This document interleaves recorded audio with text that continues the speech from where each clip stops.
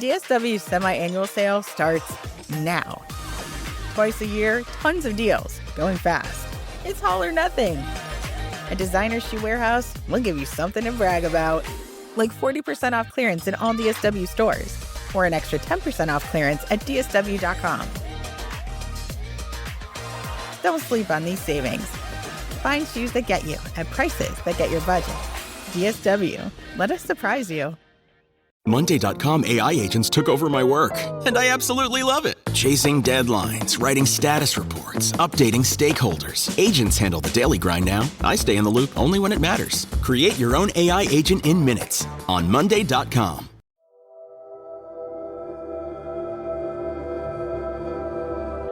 All right, so we're back with My Uncle's Escaped Alcatraz, and it's been a little while, but we're still working on the documentary, which is hopefully coming out soon. Hopefully we'll have more information for you about that. But every once in a while we get some new information, it seems like, on this case. And this week was no different. Ken texted me like midweek and said, hey, I have this gentleman who just reached out to me online and who's been trying to get in touch with me. And he had some interesting information, and he had a connection to Whitey Bulger. And so the gentleman in question here is Robert Yeager. Just give you a little bit of background about Robert. Robert was a cellmate with Whitey in, I believe, in Tucson, Arizona penitentiary, federal penitentiary, after his trial, after they found him, after he, years and 16 years being on the run.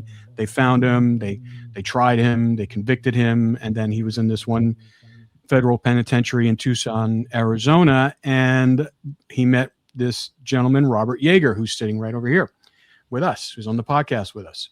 And he told us some really interesting information, and I want him to kind of tell us from the horse's mouth here. But first off, I just want to give you the opportunity, Robert, to kind of explain who you are and how you ended up where you became a confidant with Whitey Bulger pretty much in the last remaining years of his life. So welcome on the podcast. Thank you for having me. Whitey was transferred to Tucson in early 2014, I guess. And he was non-political as far as the prison system is concerned. And so there was a lot of question about who to put as his roommate. And I lived at the time with Larry Costello, Boston Larry. He was an armored car robber from Charlestown that was like Peter Pan. He just never grew up. He was absolutely hilarious. And I lived with him for about a year and a half. And he recommended to Whitey that he take me as a roommate because he was leaving. So Whitey pulled some strings and got me moved across the compound, which isn't easy to do, actually. And he got me moved from F1 to A1 on his top bunk.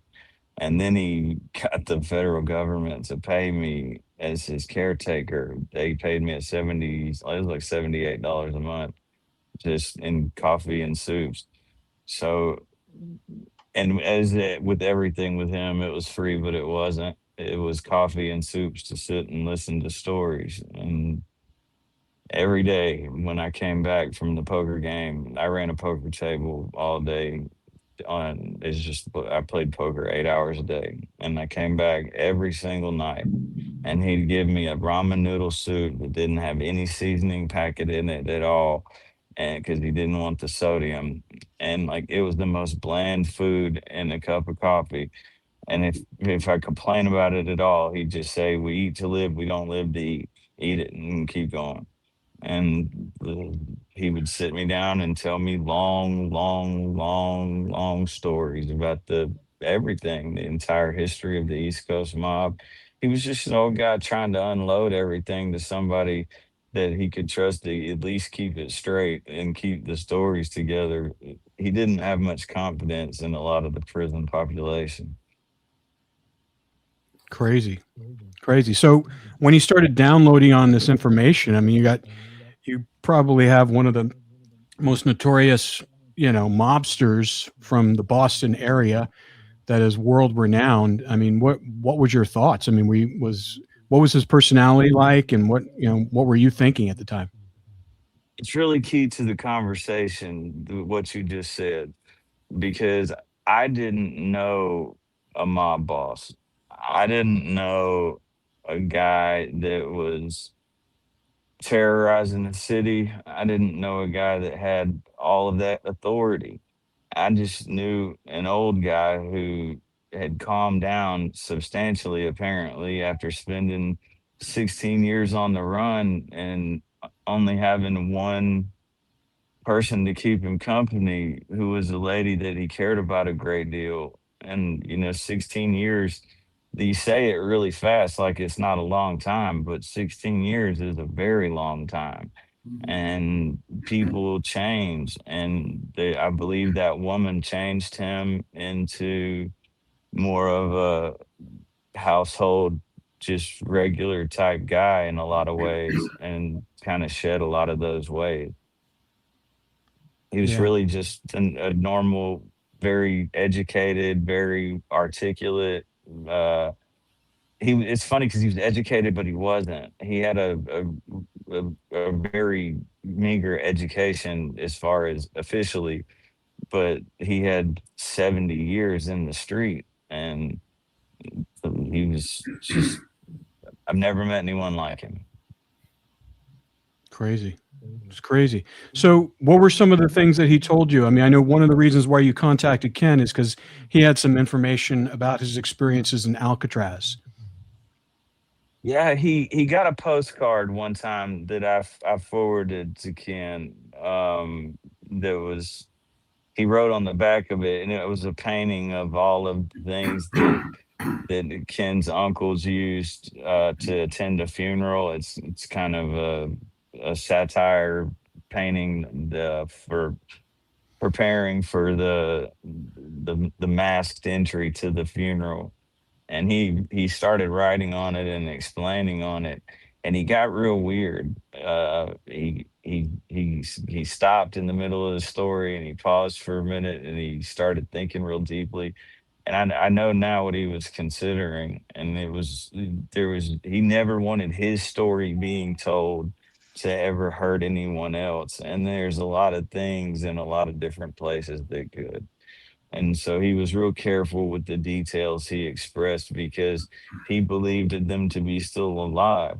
And just the fact that he was so kind of close-lipped about it, and so uncomfortable with it, it tells more than what he said to me. It's just the way he acted at the time was, for the first time he talked about it, it was very kind of like lawyer talk, where everybody's being super careful about every single word they say because it could be used against them.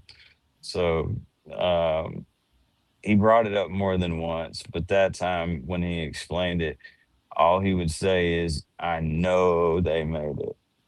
I know," and then he wouldn't say anything else. And um, for him to say that,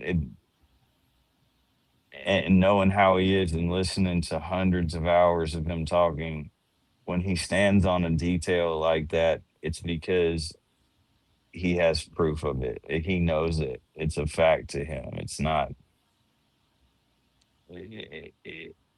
It's hard to explain that when somebody's intentionally being vague but trying to get you to pick up on something, and that's what was going on. And then later, he brought it up more than once, and later on, um, he would make references about things, and he definitely at some point met up with those guys in the Boston area and did them some kind of a favor that he did successfully and was very proud of after the escape and after he was released from prison, according to Whitey Bulger. Yeah, Ken, what do you think about that? What do you think about that? Because it mirrors some of the information that you and Mike have researched and discovered, that, that number one, that we believe that they did make it, and they did get out of the country, and that they more than likely, based upon what information your uncle Robert Anglin told you, and even spoke about on his deathbed confession, that he knew where he was in contact with them for 25 years. What do you think about hearing this from out of nowhere, from someone who you don't know, you have no connection to, and based upon the fact that, a lot of that stuff, he didn't tell you any of that in the letters, because I'm sure he didn't want to put anything in writing like that, but hearing it from Robert, who got it from the horse's mouth? Well, I would say that when Whitey first reached out to me, the very first letter, and as I started communicating with him, I agree, he was very cautious about what he would say. And I mean, I picked up on it in the letters. I mean, and sometimes I felt like he was saying something without saying it, if you know what I mean. Like, he would make reference to many times, to give an example, he would say, like, Frank, he would call him Frankie, and he would say his name Paco in Spanish is Paco. And then he would come back with, well, he didn't speak Portuguese. Just crazy type kind of, he would change the subject multiple times. But as I started kind of, talking to him about my uncles, and every time I wrote him, it was always centered around my uncles. He would always let me know how much he thought of them, all three of them. And then eventually he just seemed like he just opened up more and more, to the point that, I mean, he even told me that they were in Brazil. So, I mean, it wasn't, when we eventually got to the point in our relationship and our friendship, I felt like he really started trusting me, and he really started opening up, and maybe, he realized he was getting close to the end of his life, because he told me many times how that, he almost died the night before with a heart attack. He wound up going to the hospital multiple times. And he, in one letter, I mean, I showed it to you, he told me, he said, I'm going to tell you something I've never told anyone ever. And he goes into talking about how he helped them make wetsuits, how he helped them and taught them how to acclimate to cold water. And then he eventually just said, the Anglin brothers are in Brazil. I mean, he literally said that. So, listening to Robert talk about Whitey and some of the things that he told him, like, for instance, the wetsuit, what I would love for Robert to bring it up, because I mentioned it only because Whitey wrote it to me, and I never knew that he said it to somebody else. So, Robert, tell us about how he told you about the wetsuits that he helped them make. The account that he had of the escape was very different than a lot of the conventional ones I've seen on YouTube videos. And there wasn't a raft involved in his story. They were trying to get drugged behind the staff ferry that took the staff members to and from shore on their shift. And the long johns that they had, their issued long johns were like the one-piece miner suits with the flap in the back and everything, and they used roofing tar worked into it repeatedly and dried into their long johns to make the wetsuits. And he did verify that. That was his main key point of the story. That, and that it wasn't a secret to the inmates that it was happening, and they helped participate with the distraction with the seagulls and stuff, by banging and disrupting the seagulls and creating a distraction by the warden's house. Those were the two things he was extremely clear about. I just want to jump in here and just add a point that it's interesting that Whitey was aware that their method of escape was being towed by the transport boat that left at certain times on the island. We have the schedule of when they left, so the inmates knew when they were leaving, and the last one at night was 11:15. And the only source of information that we had prior to this was Fred Breezy, when he told the family in 1992 that they had escaped the same way, that it was through being towed by the boat, which he connected to when they were children, in, when they were growing up in Florida, that they used to do that for recreation. With the speedboats that were in the area, they tied ropes and be pulled by the speedboats, and for fun. And they used that obviously for the escape. But in Whitey's letters, he never mentioned anything about the boats at all. But you're saying he told you that's how they got away, by being towed. Yeah, I wasn't as familiar with the rest of the stories at the time, so I didn't understand the discrepancies and the cross-referencing and everything. I just listened to his story, and that was my story. And his entire explanation of it never involved the raft.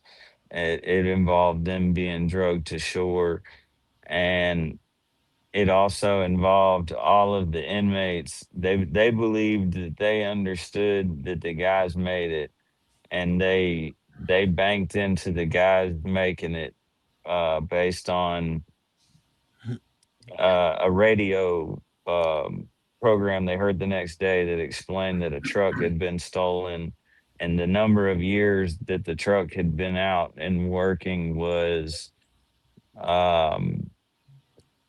not there. The car had been manufactured before they were locked up, so everybody believed that it was a car that they could have stolen, and because they would have had experience stealing before. So when they heard that crime report on the radio, they believed that that was their sign that that the guys got away, and they celebrated it. So he didn't reveal any other details of their plan, that what they were going to do after they escaped, but you believe that, and according to what Ken's telling us in the letters, that he believes that they made it to Brazil. Did he say anything about that? He didn't say anything directly about that, but he did say several times that he came through for them and that he did them a favor. And from everything else I know about what he had going on at the time, which is pretty extensive, I would bet money that those guys went on a weapons boat from Boston to Ireland, and then from Ireland, a free passage to Brazil would be my guess, because he already had that network in place, and he was very good at logistics. And so if he could just drop these guys on a boat and do them the favor of a lifetime, and the boat was already going that way anyway, it's something that he would have done instantly.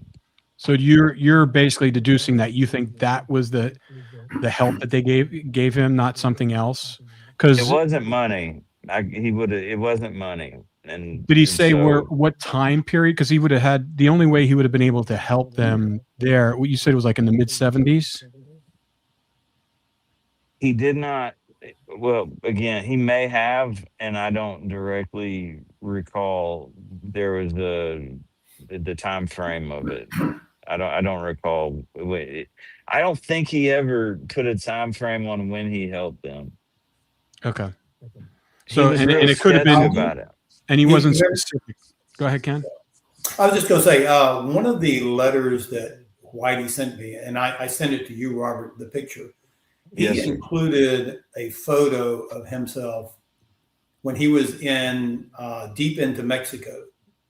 He was on near the beach on the Pacific coast, and on the back of it, he wrote, "Ken, this happy times, in Mexico." So I always thought that was kind of strange, because why would a Boston mobster be in Mexico? I'm not talking about like just over the line. I mean, he was deep into Mexico. And, it was, from what we were able to ascertain from something that Alfred said, it would have been very close to that farm that Mickey Cohen owned. That Alfred said that it would have been around this area. So is it possible that the favor was that he went down to Mexico and met with them for some reason, whatever the reason was? I don't know. So, but again, I wish I had asked him to tell me why he was in Mexico. But I do have a picture of him in Mexico.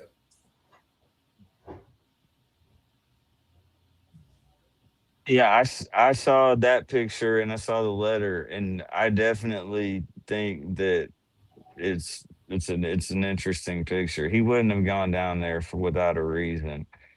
He was very meticulous. He wasn't a vacation type guy. Um, I'm not sure if that could have been the favor. It could have been anything, to be honest with you. But what his takeaway from it that he stressed so hard that he wanted me to get was those guys are alive. Yep. So, and they made it. And there was one issue with, there's a context issue right here that I think gets left out a lot. And it was a very different FBI back then.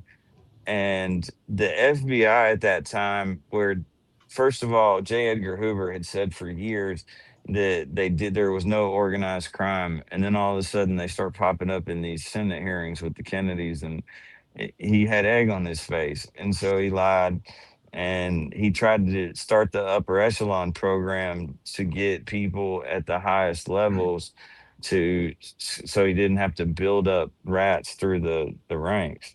And he made crazy deals with people, and he made deals they couldn't refuse.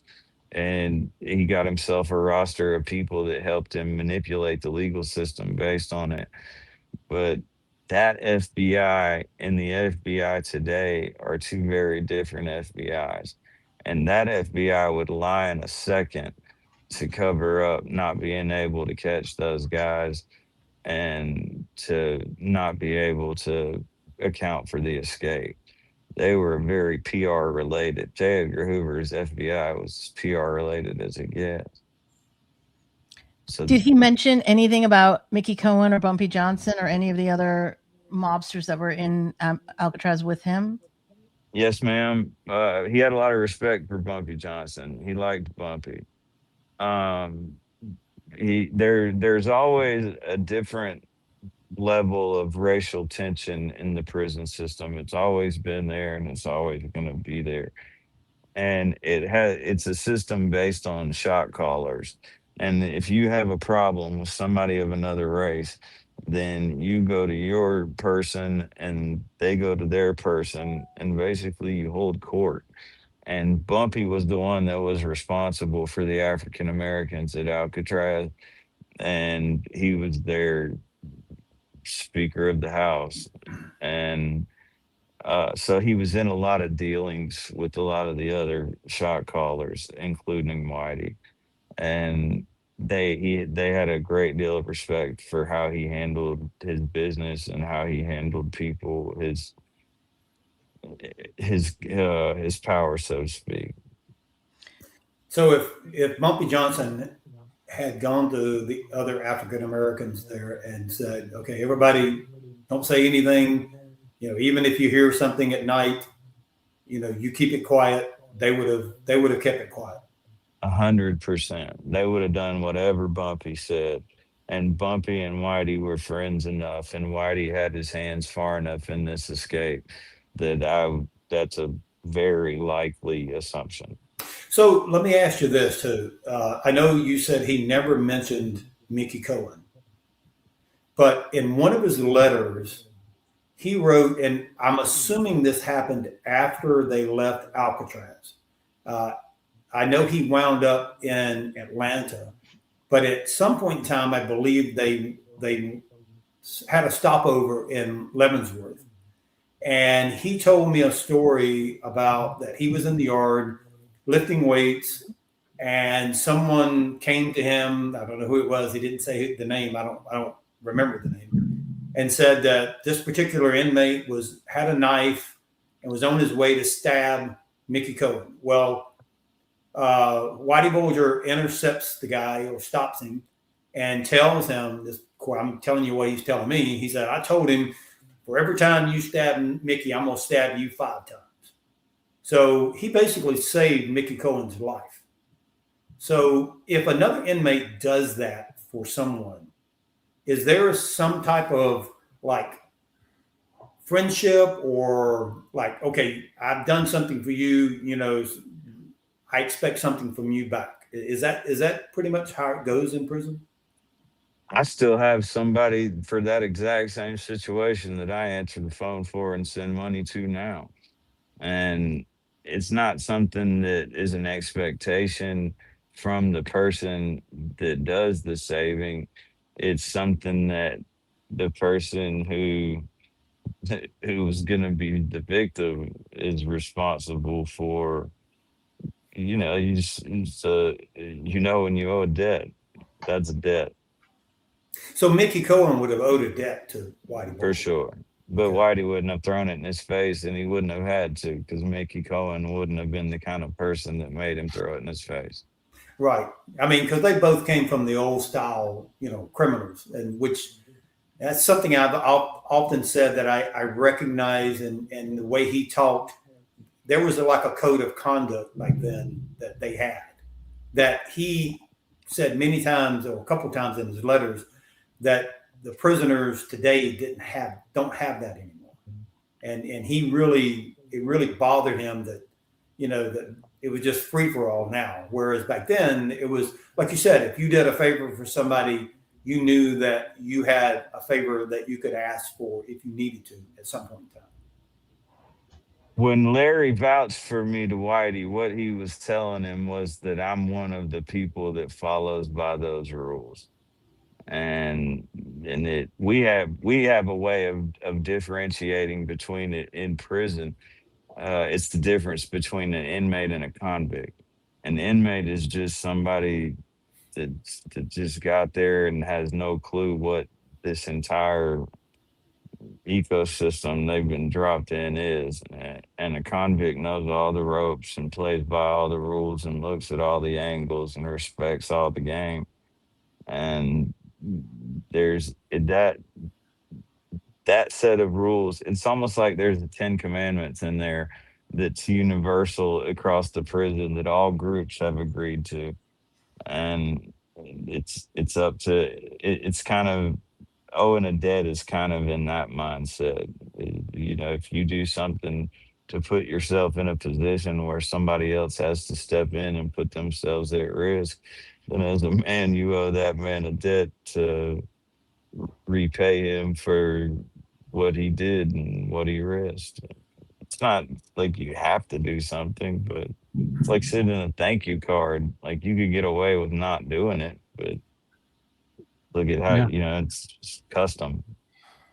I want to back up a little bit. First, I want to, do you mind telling us a little bit about why you ended up in that prison with Whitey? What you did to be incarcerated? My story is a long one.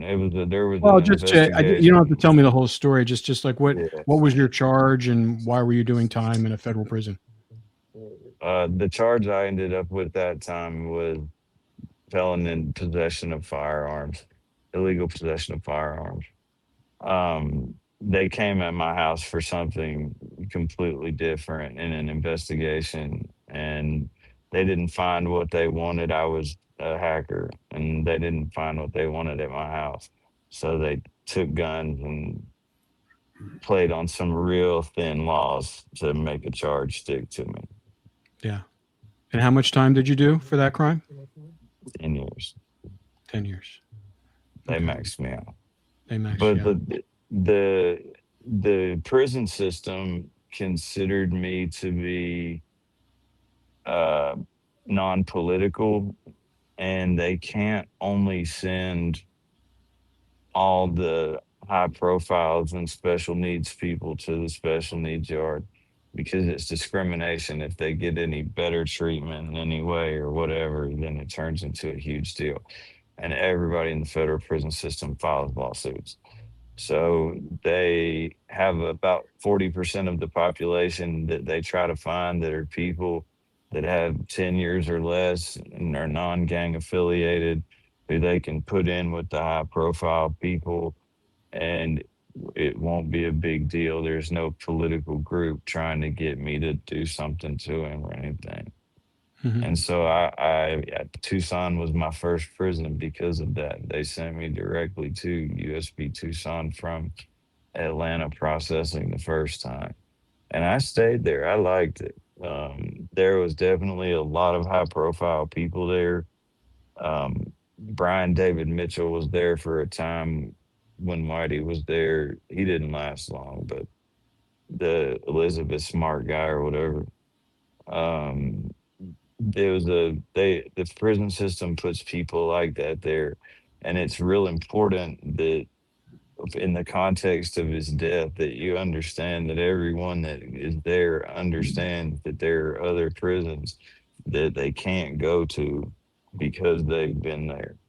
If you stay at USP Tucson, live gang yards will effectively consider you garbage, and that's how their prison, it's how their politics work. And Coleman 2 and Tucson and Terre Haute are special needs yards. Anybody that continuously gets sent to lockup for protective custody reasons, or everybody's messing with them because they're high profile, or a lot of times they watch the power structure that those guys are capable of developing, and they'll bounce them around if they start to have people group up around them. So a lot of people end up at Tucson for a lot of reasons, and it was a level 4 medical yard. So they had a lot of people there that were on terminal stuff. And Whitey and I were in the medical unit with a lot of those people. So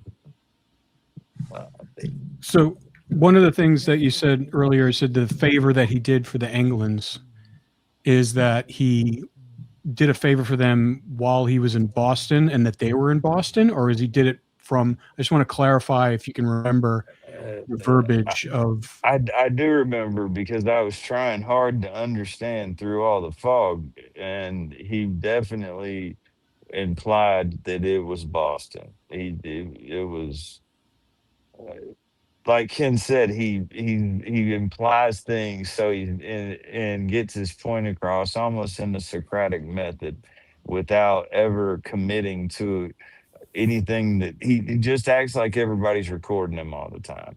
And so, like, he doesn't say anything out loud. He didn't even never use the telephone. He doesn't say anything out loud that he's not willing to hear back on a tape at some point. And so the Anglin thing was something he was very dodgy about, but he was also very prideful about, and wanted it to be super clear that was successful. That was such a big deal to him. You're listening to this podcast, so I know you've got a curious mind. Here's a helpful fact you may not know yet. Drivers who switch and save with Progressive save over $900 on average. Pop over to Progressive.com, answer some questions, and you'll get a quick quote with discounts that are easy to come by. In fact, 99% of their auto customers earn at least one discount. Visit Progressive.com and see if you can enjoy a little cash back. Progressive Casualty Insurance Company and Affiliates. National average 12-month savings of $946 by new customers surveyed who saved with Progressive between June 2024 and May 2025. Potential savings will vary. Did he give you any indication of what time period it was when he helped them from Boston? No, ma'am. If he did, I don't recall it. Did he say anything about Canada? Never. He never said anything about Canada. No, ma'am. Just Ireland. He was moving a lot of guns and cash back and forth to Ireland for the IRA guys. Yeah, no, I know that for certain because, I know one of his guys who actually ratted him out, Pat Nee, and that's how Pat Nee did his time, because he was doing that for Whitey. He was shuttling guns to Ireland on boats, and he was actually caught on one of the boats. So I know for a fact that that's true, that that's what he was doing. But Ken and Mike, I mean, this kind of brings credence to a couple of things. One of which that these guys they were jumping over the border back and forth quite a bit, as was indicated by what some of the things that Uncle Man was talking about. So what do you think about what Robert's saying at this point?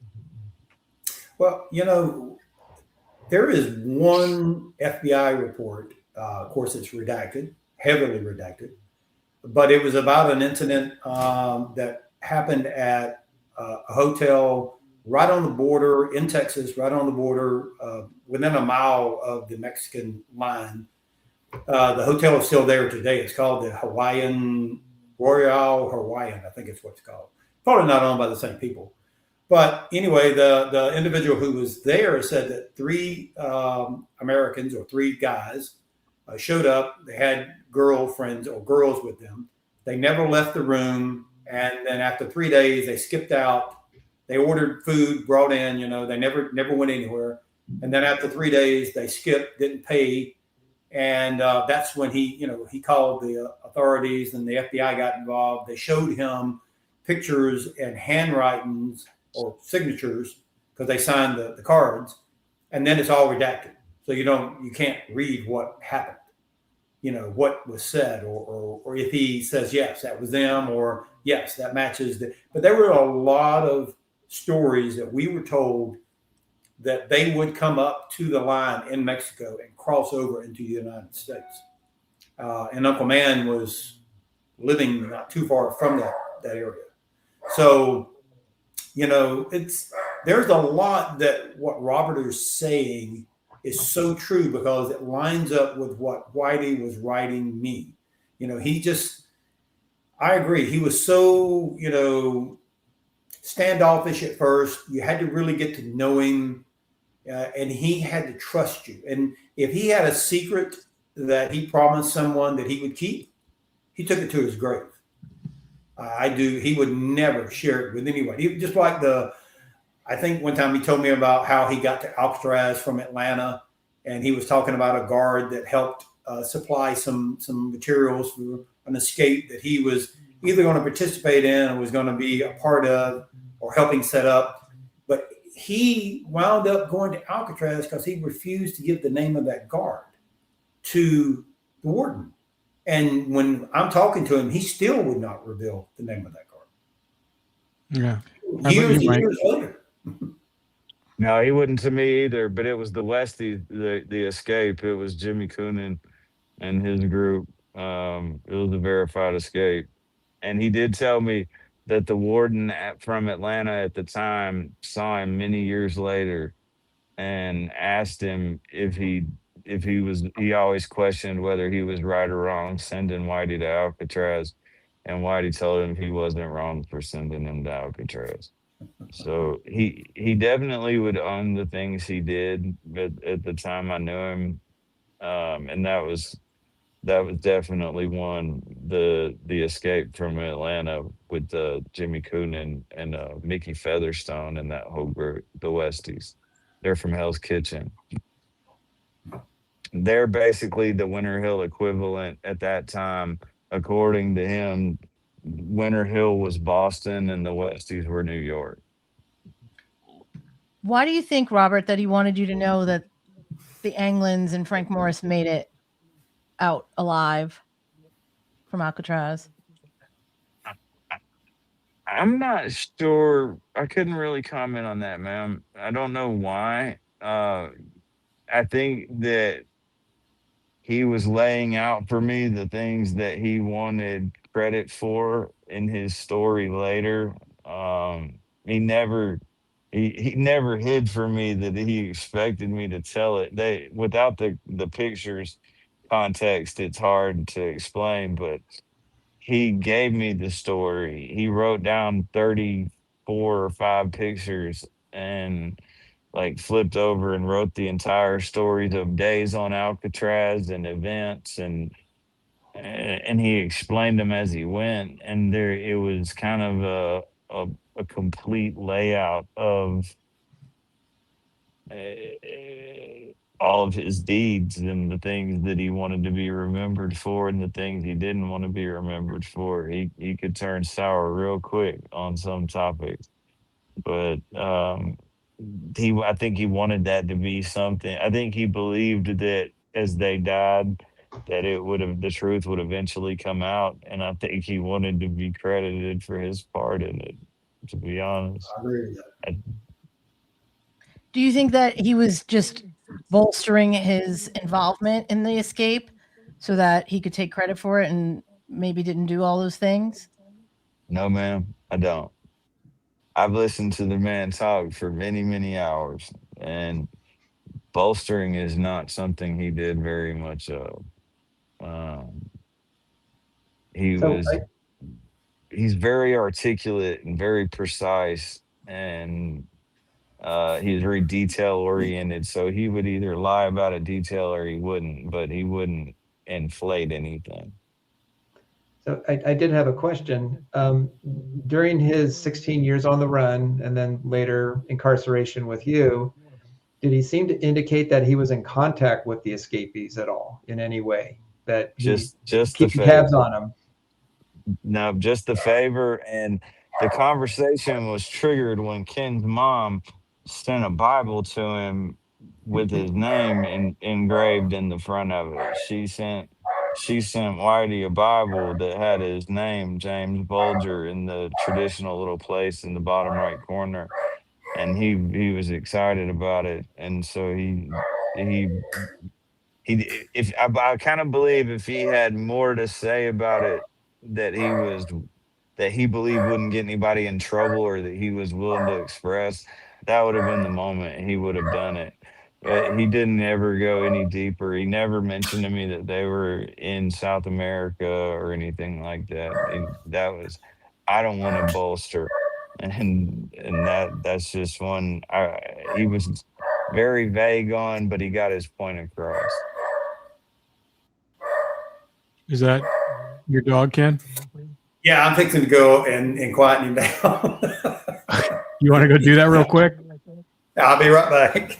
Okay, because I just want. All right, Mike, go ahead. Go. You have a question? Yeah, just another question. So did Whitey ever talk about Mexico at all? About going to Mexico, traveling to Mexico? You know, Ken mentioned the photo that he had sent to him while in Mexico. Anything about that at all? No, sir. Okay. He did not. He mentioned trips to Texas and Arizona and a couple other places, but it was all related to the high lie thing. None of it was related to this. Related to what?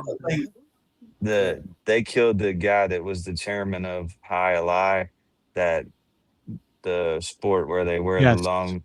It was basically the last thing in the world that you could gamble on legally in the state of Florida, so they wanted their hands on it, and they killed the guy, Roger Wheeler, I believe. And all of his talk to me about trips to any of the areas outside of Boston were generally about that. I know whenever he got caught, there was a large sum of cash, and he even told me this, that he had hidden in the wall along with some guns. And he had told me that he kept money in a lot of different places. He said places that no one would ever find. And I felt like sometimes in some of his letters, he was almost trying to kind of tell me about it. Not a location or anything, but did he ever talk like that when you were around him? He really just always stressed that he didn't ever need anything, that he always had more than he was fine and his people were fine. And he spent a lot of money on lawyers afterwards to do other things. He was trying to get some other stuff cleared up, and he hired several lawyers, and money just never seemed to be an issue. I don't know how. I don't understand all of it. I was stuck in a cell in Arizona, but money was never an issue to him, and he never acted like he was ever going to have to worry about money and any of his people. Did you ever get the impression that he was still I have to go real running quick. I'll be some right things back. outside? Sorry. Sir? Say that again, Oh. Ken. No, Do go ahead. you ever feel like that he was indicating that he had connections on the outside and was still running some things?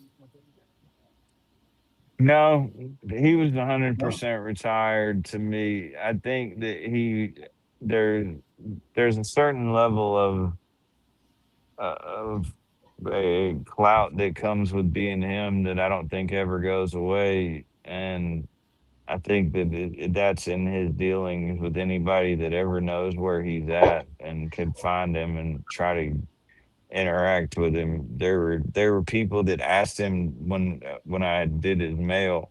There were people that asked him to do things on the outside, but they weren't like he didn't have like a cell phone and running covert organized crime stuff under the radar or anything.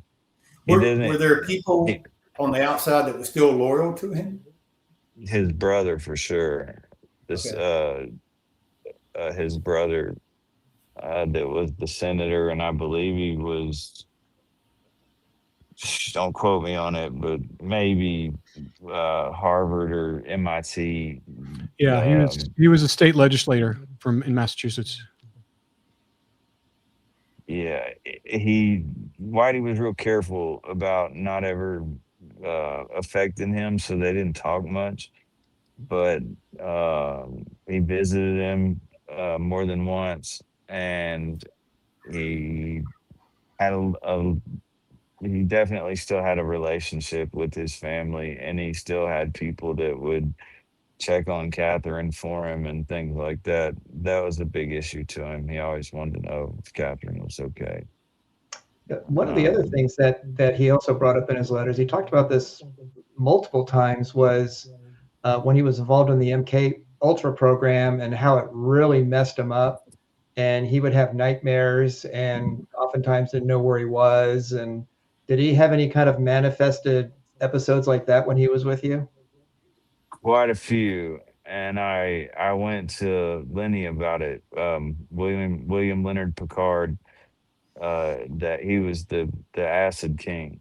And for 30 or 40 years, Lenny was responsible, according to the DEA, for over 90% of the world's acid. He was, and he worked with, he had a couple doctorates from Purdue, and he worked with the government back at the time. And so he did some of the things with the Ultra program. And I got them together for a conversation, and I listened to Whitey explain everything to Lenny. And the story that he told him was that a representative came and claimed they were from Emory University, and they were doing a schizophrenia study for a medication, and they were doing medication trials with inmates, knocking 3 days off your sentence a month if you did the medication.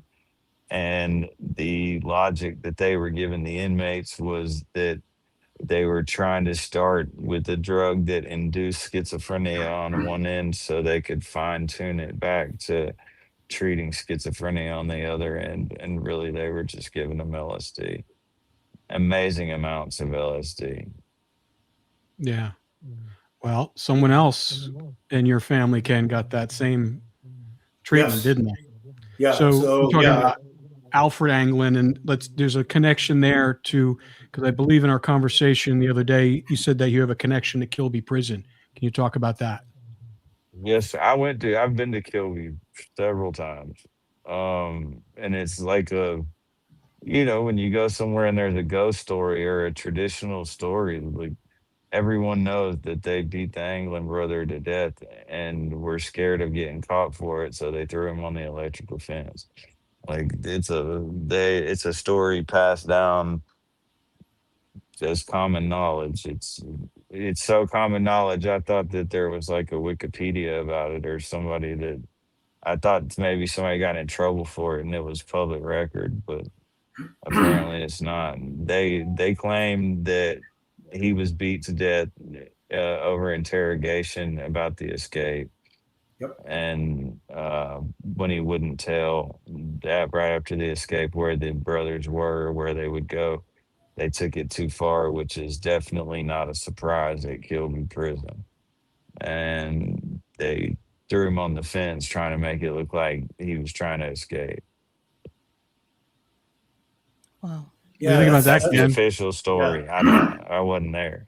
No, that's basically, what is kind of recorded in the FBI files. Not the beating part, but the part of him trying to escape, getting caught on the electrical line, electrocuting him, and then of course when he is eventually sent home, which is weeks later, I'm almost like 3 weeks, and my uncle, his older brother, goes down to the funeral director after the body shows up, and the funeral director turns the body over, and there's black and blue marks up and down his back, and the family always, from that point on, always accused the Alabama Corrections of killing him in prison. And then we find out later on that he had just recently received information, contact information from his brothers, and he knew where they were at, and he had plans to go, join them. He had a parole hearing in January, the end of January of 1964, and he was killed January the 11th, 1964, trying to escape. And I've always thought that was so wild because, why would you try to escape if you had a parole hearing just a few weeks, before, or a couple of weeks later? I mean, why wouldn't you wait and see if you can make parole before you tried to escape? Nobody would do that. No one would do that. So, and one of the things that we learned about Alfred and Kilby, and of course now I bring up, this is the old Kilby. The Kilby that you went to was the new Kilby, but the prison that he went to in 1963 was, no longer there.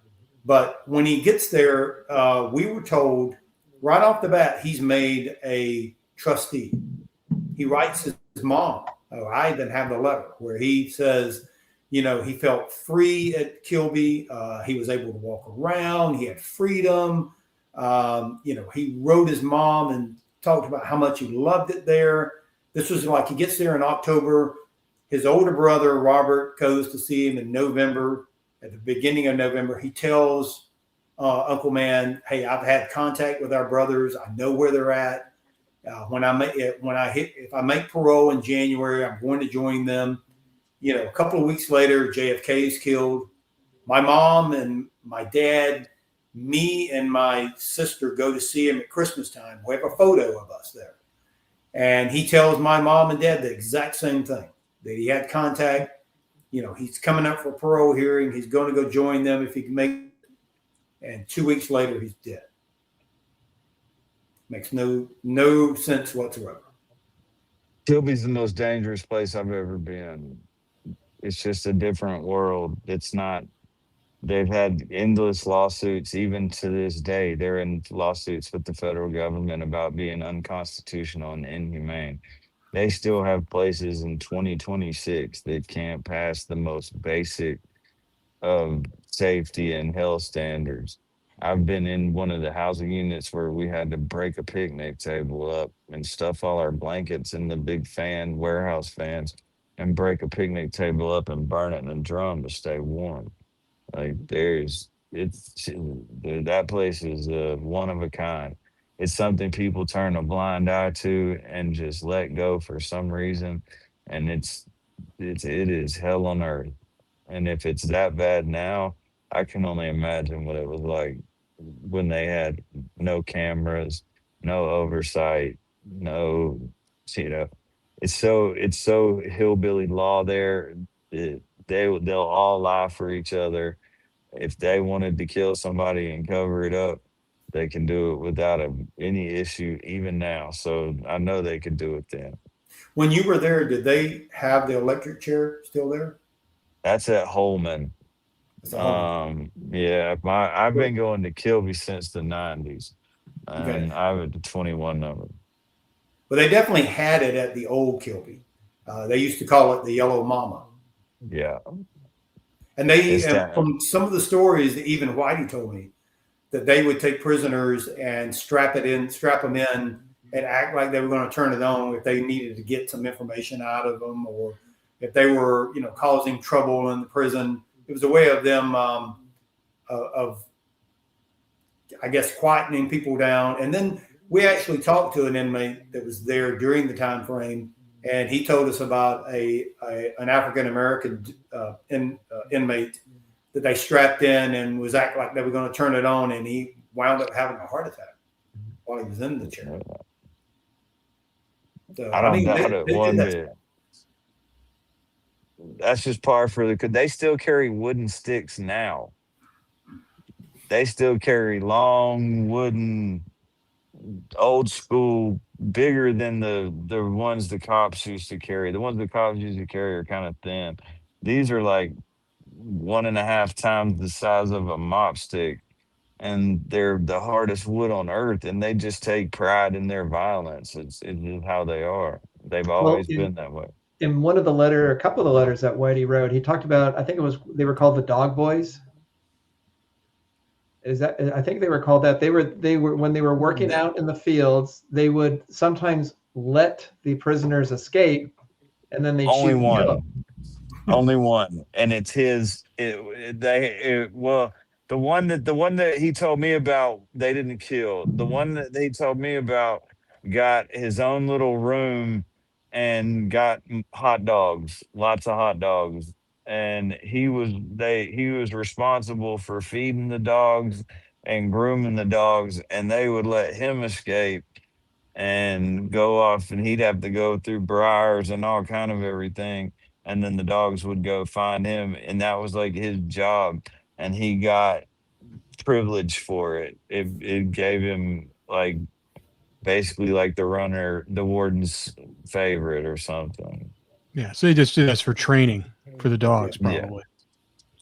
Yeah, in the letter that Mike was talking about, he said that they if they had someone that they didn't like, back then that's when they still had the chain gangs. The chain gang. They would go out and they would work in the fields or on the side of the roads, and there would be one of the officers on a horse and with a shotgun or a rifle, and they would actually make one of the inmates that they were trying to get rid of take off, and then they would shoot him, claiming that he was trying to escape.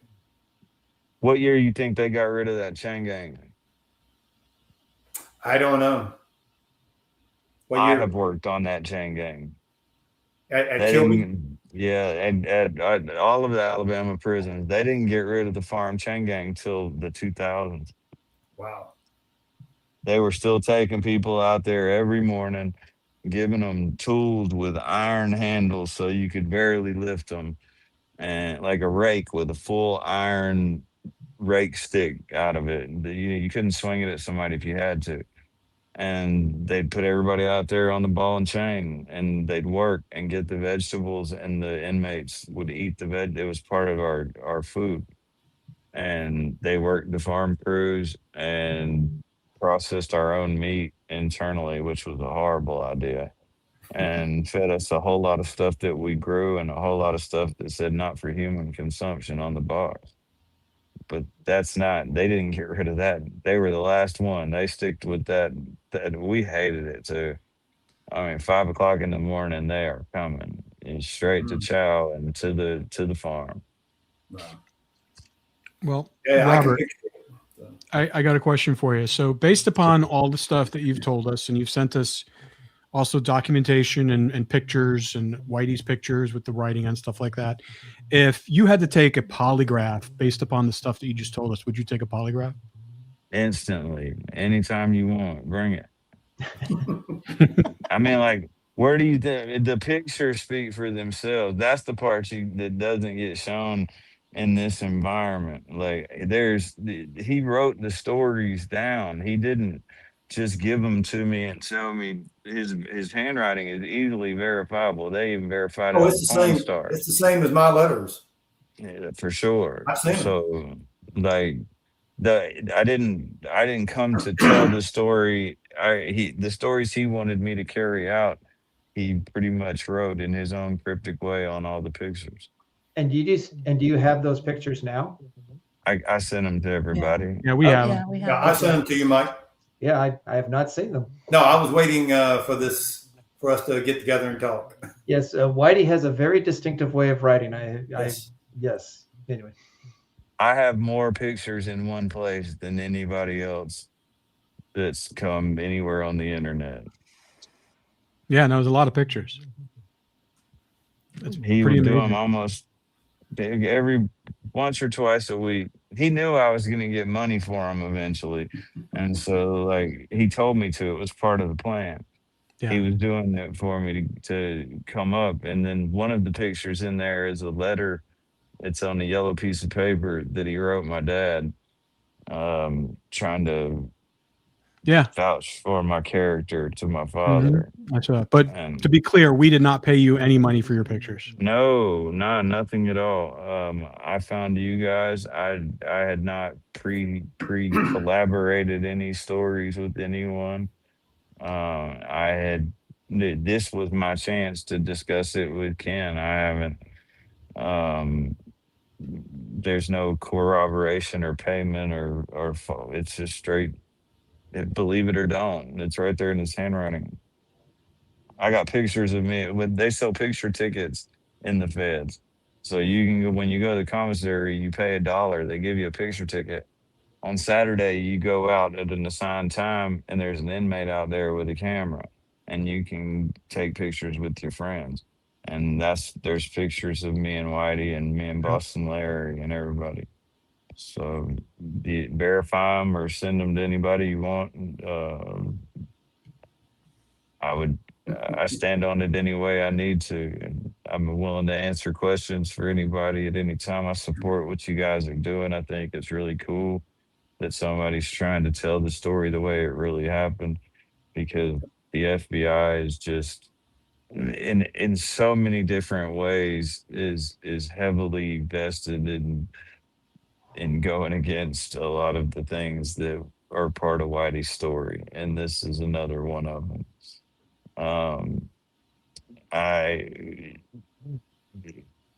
He would be happy to know that I took it this far and explained to everybody that he swore up and down that they made it. And that's well, and also that you connected with his other pen pal Ken here. Yeah. Well, you know what this does.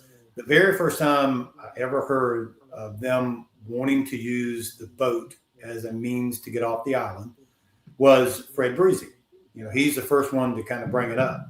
And then I found one of the interviews in the FBI files where they interviewed the inmates right after the escape.